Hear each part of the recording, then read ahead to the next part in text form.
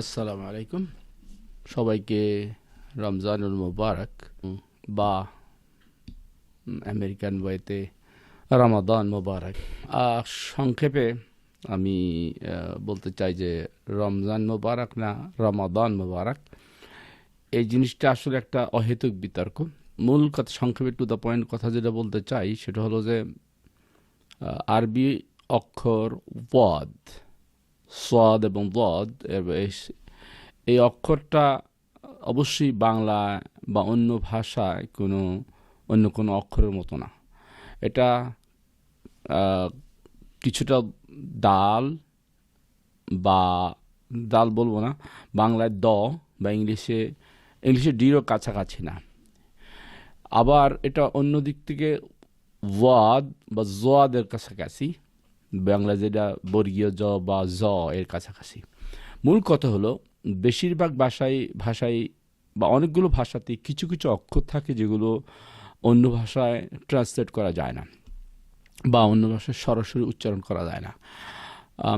এই জন্য বাংলায় ওয়াজ অক্ষরটা, সোয়াদের পরে ওয়াজ যে অক্ষরটা, এটার উচ্চারণ জোয়া এবং দ এর মাঝামাঝি। আগেকার দিনে বিশেষ করে আমাদের দেশ যখন পার্সিয়ান সিভিলাইজেশনের অংশ ছিল, বিশেষ করে আমরা জানি যে আমাদের কোর্ট কাছারি থেকে শুরু করে ভাষা থেকে ফার্সি ভাষা বা পার্সিয়ান সিভিলাইজেশনের অংশ ছিল, সে অনেকটা সে কারণেই সম্ভবত এই অক্ষরটা মোর জোয়াদ দিকে গিয়েছে। এবং যেটা আমাদের দেশে ওলামায়ে দেওবন্দ বা যারা দেওবন্দি এরা অ্যাডপ্ট করেছেন।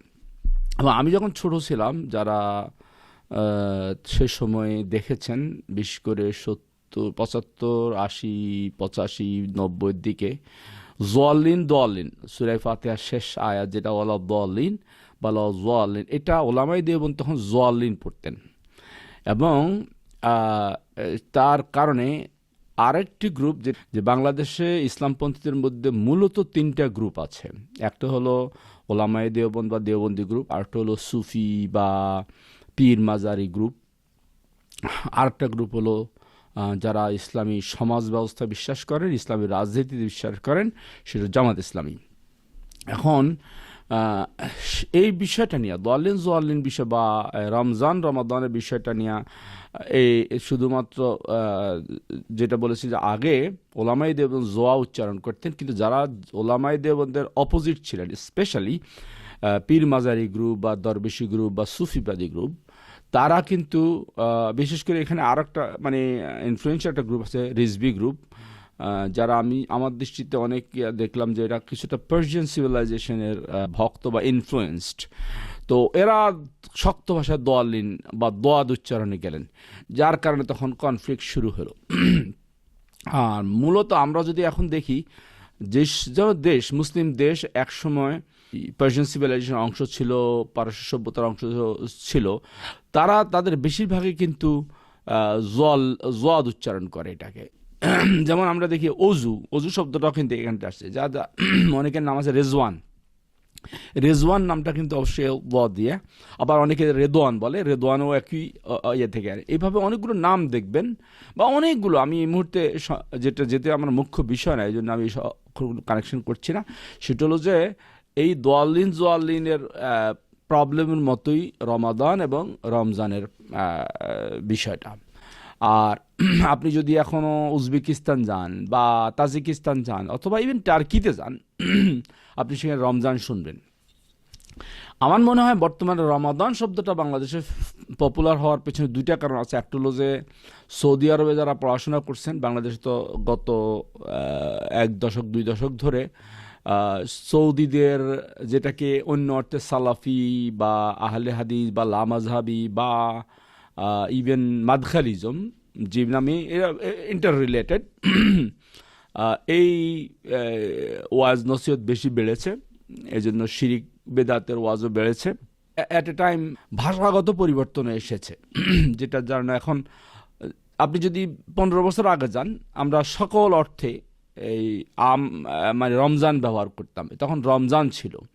এখন আমি যদি স্পেসিফিক বলি, শিবির জামাতের লোকজন, শিবিরের আপনি যদি 80, 85, 90-এর যে কোনো ব্যানার দেখেন, স্লোগান দেখেন, যে কোনো রমজান উপলক্ষে যা দেখেন, রমজান দেখবেন। তেমনিভাবে যে কোনো, শুধু শিবির জামাত না, যে কোনো গ্রুপের রমজানই ব্যবহার করতো। আবার যারা মনে করেন দললিন পড়েন বা এক্সট্রিমলি দললিনের ভক্ত, তারাও কিন্তু রমজানই ব্যবহার করতেন। তার মানে রমজান শব্দটা বাংলাদেশের আপামর মানে একেবারে জেনারেলাইজ কালচার ছিল। কিন্তু এই সৌদি ইনফ্লুয়েন্স ছাড়াও আরেকটা জিনিস হয়েছে যে আমেরিকাতে বা ওয়েস্টার্ন ওয়ার্ল্ডে, যেহেতু ইংলিশ এবং এবং বাংলাদেশে কিন্তু অবশ্যই ওয়েস্টার্ন ওয়ার্ল্ডের ইনফ্লুয়েন্স আগের চেয়ে বেড়েছে, আমেরিকান ইনফ্লুয়েন্স অনেক বেড়েছে, এবং আমরা জানি অনেক দিক থেকে, সেটা আলোচনার বিষয় না। মুসলমানদের ক্ষেত্রে যেটা হয়েছে, আমরা দেখছি আমরা ইংলিশে রামাদান লিখি। এটার কারণ হচ্ছে আমেরিকাতে কিন্তু এই রমজান শব্দটা প্রতিষ্ঠিত শব্দ না, সুতরাং তাছাড়া যা আমেরিকাতে আরবরা আসছে সেই কারণে এখানে রমাদান হয়েছে, এবং সেই রমাদানটা বাংলাদেশে গিয়ে এখন বাংলায় রমাদান হয়ে গেছে। এখানে আমার কয়েকটা যুক্তি। একটা হলো যে যেহেতু রমজান আমাদের কালচারের সাথে জড়িত, এবং রমজান যদি আমরা বেশি এক্সট্রিমলি চেঞ্জ করতে যাই, তাহলে এটা আমরা অনেক শব্দ অক্ষর আছে যেগুলো চেঞ্জ করা দরকার হবে, এবং আমি প্রয়োজন মনে করি যে এই জন্য আমি মনে করি যে রমজান শব্দটাই ব্যবহার করা উচিত। এবং আমি আর কয়েকটা উদাহরণ দেব। সেটা হলো যে যেমন টার্কিতে আপনারা জানেন যে রিজেপ তাইয়িপ এরদোগান, এভাবে যেমন টার্কিতে মোহাম্মদকে মেহমেদ বলে। যেমন আমার এক ফ্রেন্ড ছিল, ক্লাসমেট এবং ফ্রেন্ড ছিল আলজেরিয়ান, তার নাম ছিল বশিকি জুবাইর।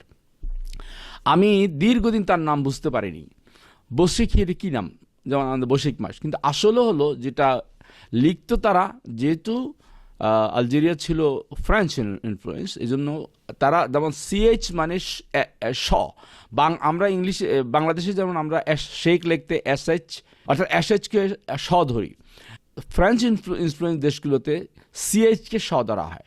এখন বুশেখ মেনে হলো বুশেখি জুবাইর, মানে আসলে আবু শেখকে তারা বুশেখি করেছে। এভাবে আমি উদাহরণ দিতে গেলে অনেক দেওয়া, যেমন আরেকটা ফানি উদাহরণ দিয়ে শেষ করবো। আমি মালয়েশিয়া যখন পড়তাম, তখন আমাদের ক্লাসমেট অনেক দেশের ছিল, আফ্রিকার ছিল এবং রাশিয়ান ছিল। তো একটা খুব ট্যালেন্টেড স্টুডেন্ট বা রাশিয়ান, সে প্রেজেন্টেশন দেওয়ার সময় বারবার ওই উদাহরণ দিই। তো সে একজন 30,000 বলতেছিল। আমি বলতাম কি বলতে 30,000, অর্থাৎ 30,000। আমি জানি বাংলাদেশ আবার এটা খেয়ে খেয়ে THIAI, অর্থাৎ 30,000, এটাকে ইংলিশে যে 30,000, সে বলছে 30,000। আবার আফ্রিকান আমাদের কিছু ফ্রেন্ড বলতো যে যেমন ক্যান আই হ্যাভ সাম মানি, তাই বলতো can I have some money. Anyway, আমি মনে হয় হাজার উদাহরণ দেওয়া যাবে যে একটা ভাষার সাথে একটা মিশ্রণ কীভাবে হয়।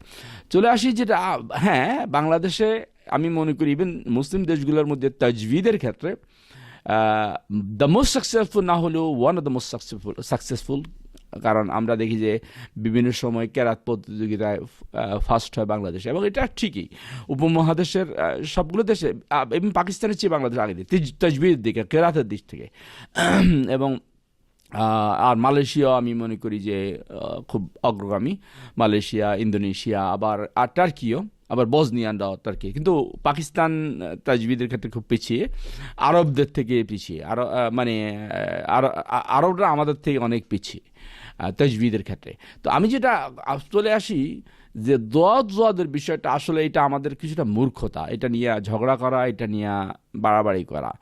আমার দৃষ্টিতে এটা আমাদের যেহেতু রমজান যেহেতু আমাদের ঐতিহ্যের সাথে জড়িত, আমাদের ইতিহাসের সাথে জড়িত, এবং আমরা এটা কালচারের সাথে জড়িত, সুতরাং আমরা রমজানই বলবো, আর রমাদানকে ইম্পোর্ট করার কোনো দরকার নাই।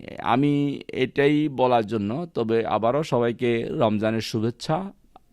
আল্লাহ পাক আমাদেরকে এই রমজানের সবাইকে মাফ করে দিক, এবং এই রমজানের উসিলায় আমাদেরকে বরকত দান করুক, এবং আমাদের সমস্যার সমাধান করে দিক। আসসালামু আলাইকুম ওয়া রাহমাতুল্লাহ।